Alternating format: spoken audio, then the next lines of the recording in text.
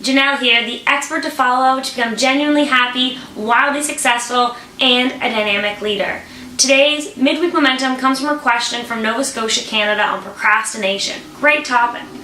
And it reads, procrastination. I've been noticing it a lot lately in other people as well as in myself. I've seen how it can be such a big issue and how great it would be to get rid of it. Yeah. I'll get to that work one day. I'll start that diet after this week. I'll learn how to do that one day. What holds us back? Why do people have a need to hold off on doing things? In my own life, I feel like I've always trained myself to have work time and then play time. It was always an extreme, never in balance. I was either in work mode or in play mode. I have an inkling that it is tied to this. Somehow, and sometimes, I just want to put off work mode so I can stay in play mode a bit longer.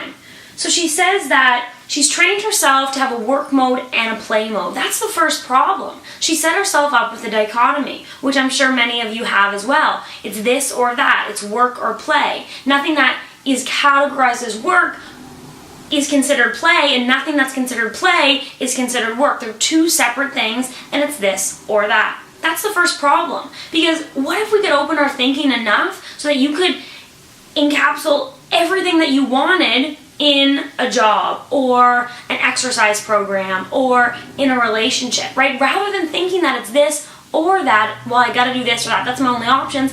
That's never your only options. What about a third option that actually has both of these? So where she had said work and play, I'll give the example of work. What if you could have work that it actually felt like play, but you get paid for it?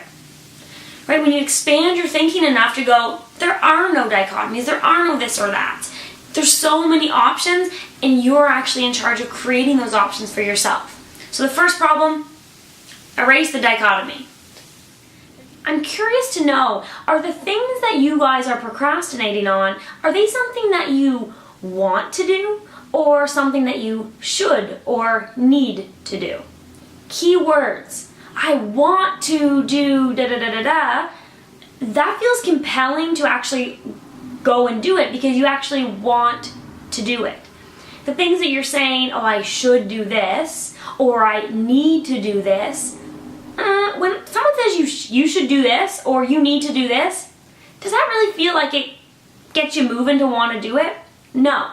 So let go of what things you should do, or the things you need to do, and focus on what it is that you want to do. So notice the way that you use your language, even if it's something that has to be done, such as paperwork.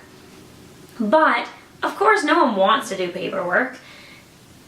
But changing your language and just saying, I want to do my paperwork today, rather than I need to do my paperwork today, it does something different in your head and it fires a totally different set of emotions and state to go along with what you're about to do.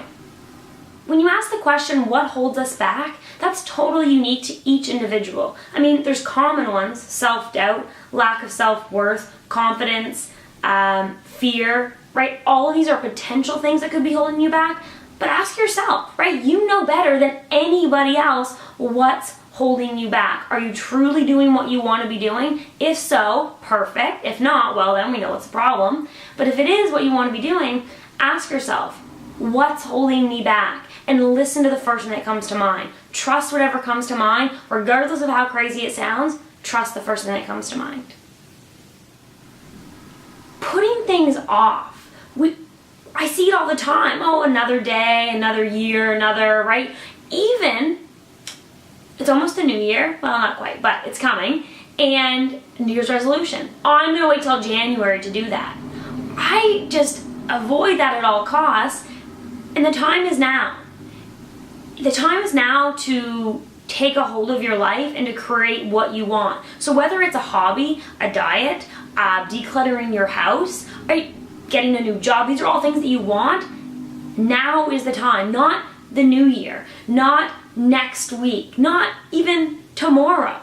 If you want it, then want it now and go after it. An NLP practitioner will have a technique known as chaining anchors that moves you from procrastination to motivation. It is absolutely fabulous for procrastination specifically. However, if there are beliefs, if there's doubts, if there's fears that are holding you back, that's a different issue. That's not procrastination, right? That's something else we're working on. But if you figure out that it's solely just procrastination, not your language, not your fears, not your self-doubt, find a practitioner to do chaining anchors with you to move you from procrastination to motivation so you can get the things done that you deserve to get done. If you have a question you've been dying to ask, send it on down. Maybe your question will get featured in next week's Midweek Momentum.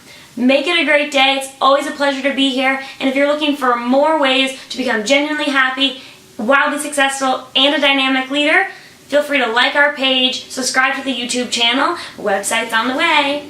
Make it a great day.